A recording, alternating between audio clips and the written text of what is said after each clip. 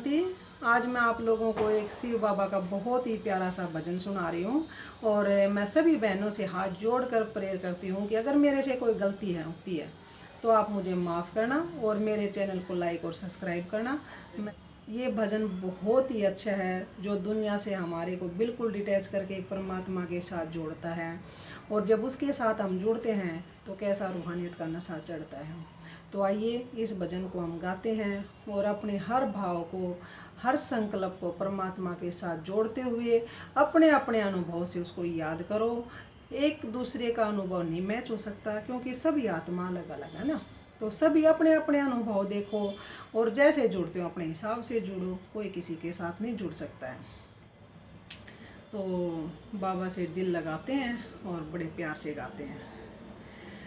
बाबा से दिल लगाया दुनिया को भूल करके, बाबा से दिल लगाया दुनिया को भूल करके, मुझको गले लगाया, मुझको गले लगाया बाबा ने जी भर के, बाबा ने जी भर के, बाबा से दिल लगाया दुनिया को भूल करके।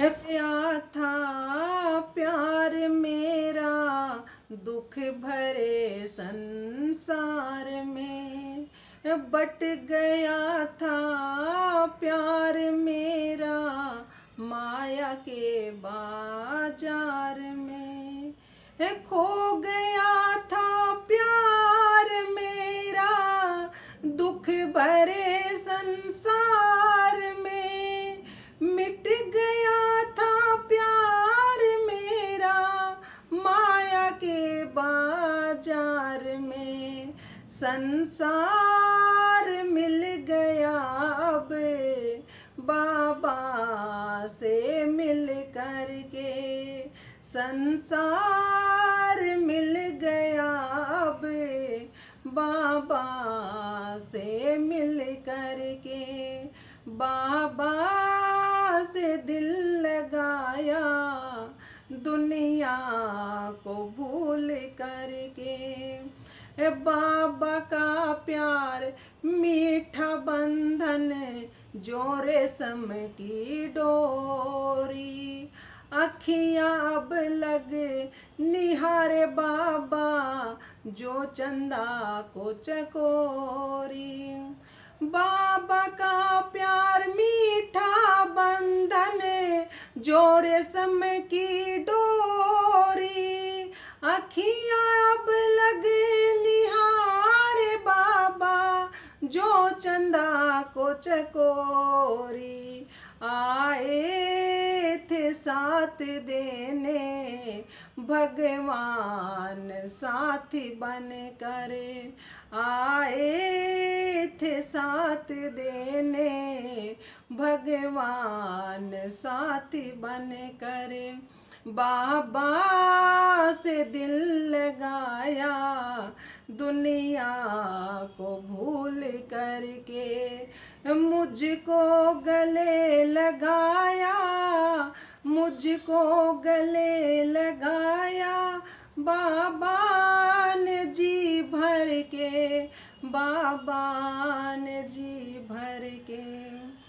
तेरा प्यार वो तप है जिसमें मन बनता है कुंदन, शीतलता खुशबू फैलाए बन करके यह चंदन, तेरा प्यार वो तप है जिसमें मन बनता है कुंदन, शीतलता खुशबू फैलाए बन करके यह चंदन, जिस दिन से तुम मिले हो जीवन गुनों से महके, जिस दिन से तुम मिले हो जीवन गुणों से महके, बाबा से दिल लगाया दुनिया को भूल करके, मुझको गले लगाया, मुझको गले लगाया बाबा ने जी भर के, बाबा ने जी भर के, बाबा से दिल लगाया दुनिया को भूल करके। इस भजन में ये बताया गया कि बाबा से दिल लगाया दुनिया को भूल करके। तो ऐसा बाबा ने क्या दिया कि दुनिया को भूलकर बाबा के साथ इतना मजा आ गया। वो चीज़ देखने वाली बात है, और वो चीज़ अपने आप अनुभव करने में करके देखो आप। देखो, जब तक हमारे को परमात्मा का ज्ञान नहीं मिला था तो क्या था, हम भक्ति मार्ग में जैसे भी जो भी काम करते थे, मंदिर में जाते थे, कभी हनुमान के में चले गए, कभी दुर्गा के में चले गए, कभी किसी चीज़ के में चले गए, तो भागम भाग रहते थे। लेकिन पता है मेरे मन में एक दिन कैसे, मैं जब सारी चीज़ों को देखती थी और अपने घर में आके उन चीज़ों के बारे में मेरे मन में सवाल चलते रहते थे। तो एक बार जब से मैं ज्ञान में नहीं आई थी, ज्ञान से पहले की बात है, मेरे मन में अपने आप ही एक दिन संकल्प आया, बैठे बैठे मैंने सोचा, अगर मान ले हर एक आदमी में कमी है, कोई भी आदमी बगैर कमी का नहीं है, लेकिन सभी मंदिर में जाते हैं और बस सब अपने अपने भाव को पूज कर आ जाते हैं। तो मैं कहा, अगर मान ले ये भगवान बोलने लग जाए, हनुमान के मंदिर में जाए तो हनुमान बोलने लग जाए, इंसान की कमियों को गिनाने लग जाए, दुर्गा के में जाए तो दुर्गा बोलने लग जाए कि ये तेरे अंदर कमियां हैं, तू यहाँ पे आ गया, तो मेरे को ऐसा लगने लग गया कि जैसे सारे मंदिर खाली हो जाएंगे, कोई भी आदमी मंदिर की चौखट पर नहीं जाऊंगा, क्योंकि वो बोल के बता देंगे कमी, और कमी तो सबके अंदर भरी पड़ी है, और किसी भी आदमी में अपनी कमी सुनने की तो ताकत है ही नहीं है, किसी भी इंसान के अंदर है। और इंसान इंसान को बोल दे तो लड़ाई हो जावे, लेकिन देवता बोल दे तो दर पर जाना बंद कर दे। लेकिन वो सबसे ठड्डा आ गया, भगवान आ गया, और भगवान ने आके बता दिया कि तुम कमियों के भरे पड़े हो, और स्वीकार कर लिया। जो जो परमात्मा के बच्चे बने वो सब स्वीकार कर रहे हैं कि हाँ, हम कमियों से भरे पड़े हैं। मान ही एक ऐसा है जो सबको आकर सबकी कमियां बता सकता है, क्योंकि उसका कोई कुछ बिगाड़ भी नहीं सकता। क्या बिगाड़ोगे, बिगाड़ लो, क्या करोगे? वो कौन सा धरती पर रहता है जो आते जाते उसके भी मार दोगे या और कुछ कर दोगे? वो तो परम धाम में अपना शांति धाम में आराम से बैठे हैं, उसको क्या दिक्कत है? इस दुनिया के कचड़े से कुछ फर्क नहीं पड़ेगा। तो भगवान ने आके सबकी कमी कमजोरी बता दी। तो ये संकल्प जब मेरा मंदिरों में चला था, उसके बाद मुझे एक ज्ञान मिला, जब मैं ये सोचने लगी थी कि सबकी कमियां अगर मान ले बताने लग जाए तो हर आदमी फिर आके ये बोलेगा, भाई हनुमान के मंदिर में मत ना जाइए, हनुमान तो ना सबके भीतर की बतावा है, और सब आदमी अंडर लगा का कोई नहीं जाएगा। फिर दूसरे मंदिर में जाएंगे तब कहेंगे, भाई दुर्गा के मत ना जाना, वो भी देखा है अंदर की बातें सारी और सब बता देगी वो, वहाँ पे मत जाइयो आप लोग। तो हर एक आदमी के भीतर का डर जो है वो उनको मंदिर के दर से भी छुटवा देगा। लेकिन जब यो ज्ञान मिला और भगवान ने आकर कमी कमजोरी बताई तो सारी कमियों का पता चला, और बहुत अच्छा लगा, क्योंकि भाई कमियां तो हमारी ही हैं, दूसरे की तो है ही नहीं, कमी जितनी भी हैं। परमात्मा ने इतने अच्छे तरीके से ज्ञान को समझाया कि जो तुम्हारे साथ हो रहा है वो तुम्हारे ही किए हुए धरे कर्मों का फल है। चाहे कुछ भी हो रहा है तुम्हारे साथ है, तो उस चीज को एक तो ज्ञान को मानना, स्वीकार करना कि भाई हाँ, मैंने ये ज्ञान पसंद आया।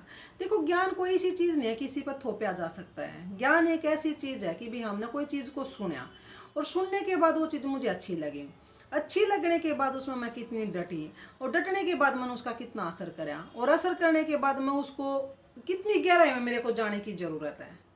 तो जो बहुत ज़्यादा पुरुषार्थी भाई बहनें हैं, जो दादियाँ हैं, तो वो तो उस ज्ञान में पूरी तरह से रम गए ना। तो इस कलयुग में तो परमात्मा कहता है, अब तो थोड़ा लाड प्यार सा जो मेरा बचा हुआ है वो बच्चों को दे रहा हूँ, बाकी तपस्याएं तो बहुत पहले हो चुकी हैं। तो जो है भगवान का ज्ञान जो है हमारे को अंदर से इस तरह से निखारना बताता है, कर्म करना सिखाता है कि कर्म कैसे किया जाता है। उससे पहले हम घर बैठे आदमी व्यर्थ में पता नहीं क्या क्या कर्म करता है। तो भगवान कहता है कि व्यर्थ को खत्म करो। बिल्कुल व्यर्थ जो है वो हमारा सबसे सूक्ष्म कर्म है, और जो हर इंसान बड़ा बखूबी बनाता है, हर इंसान पीठ पीछे सबके बनाता है, भले ही सामने कह देते हैं सब ठीक है सब ठीक है, हम भी हैं उसी दुनिया से तो है हम। मैं पूरी भुगत भोगी हूँ हर चीज़ की, मैं भी एक गृहस्थी वाइफ हूँ, मेरे कोई और उतर के नहीं आई, पूरा घर परिवार सब कुछ है, सभी रिश्ते नातों के बारे में मेरे को भी इतना अनुभव हो चुका है। मैं हर घर में बैठ कर हर घर के वाइब्रेशनों को देख कर ये बता सकती हूँ कि घर की कहानी कैसी चली हुई है। क्योंकि कलयुग है ना, 4-5 कहानियाँ घर में गणी बड़ी कहानियाँ ना है। किसी के घर में कोई थोड़ा फालतू बोल रहे हैं, उड़ा थोड़ा बोलने का संस्कार ज़्यादा की तक चुप हो जाएंगे, उड़े भीतर का कालापन का संस्कार ज़्यादा मिल जाएगा कि तक कुछ मिल जाएगा। 4-5 तरह के वैरायटी के बंदे मुझे नजर आते हैं, किसी के घर में जाके देख लो आप। लेकिन अब ये पता चल जाता है, लेकिन फिर इसके साथ साथ एक अनुभव और भी होता है कि सच में सारी दुनिया कैसी हो रही है, पता नहीं क्या हो रहा है। किसी के पास वो हंसी खुशी का कोई माहौल ही नहीं है, चाहे भले ऊपर से दांत पाड़ रहे हैं, कुछ भी कर रहे हैं ऊपर से, लेकिन अंदर की जो खुशी भीतर से झड़ निकल रही है आदमियों के, जड़ ऐसे हो रहा है जैसे पता नहीं भीतरले में क्या हो रहा है। तो उस चीज को शीतलता में बदलने के लिए परमात्मा आता है कि बच्चे नहीं, ऐसा नहीं, तुम बहुत ही प्यारे हो, तुम बहुत ही अच्छे हो, और भीतरले में अपने में प्यार जगाओ, शांति की ज्योति जलाओ, तो भगवान कहता है तुम निखर जाओगे। और चारों तरफ इतनी खुशहाली फैलाओ, जो भी आदमी तुम्हारे पास आए तो ये सोचे यार कुछ अलग मिला इसको, शायद ऐसा लगे, वो झरना निकल के एक शीतलता की महसूसता है। तो उसके लिए हमें क्या करना चाहिए, प्यार बांटना पड़ेगा। ठीक है, तो प्यार बांटने से बढ़ेगा, जितना मैं बांटूंगी उतना ही तो बढ़ेगा ना। जो चीज़ मेरे पास है मैं वो बांटना चाहूँगी, बांटूंगी तो मेरे पास बढ़ती चली जाएगी। तो जो भी हमारे पास उसको बांटने की कोशिश करो, किसी भी चीज़ के माध्यम से बांटने की कोशिश करो। तो बाबा अंदर से किस तरह से निखारता है वो आप इस ज्ञान में जाकर सीख सकते हो, क्योंकि ज्ञान के बगैर तो हमारे को सजना ही नहीं आया। और जैसे ही ज्ञान मिला, सजना भी आया, संवरना भी आया और चलना भी आया। तो परमात्मा के बताए हुए महावाक्यों से हम अपने आप को निखार रहे हैं। जैसा जैसा भगवान हमारे को डायरेक्शन देता है हम उसमें उतरने की कोशिश करते हैं, और कहते हैं कि ये परमात्मा बस तू ऐसे ही अपना हाथ पकड़े रहना। ओम शांति।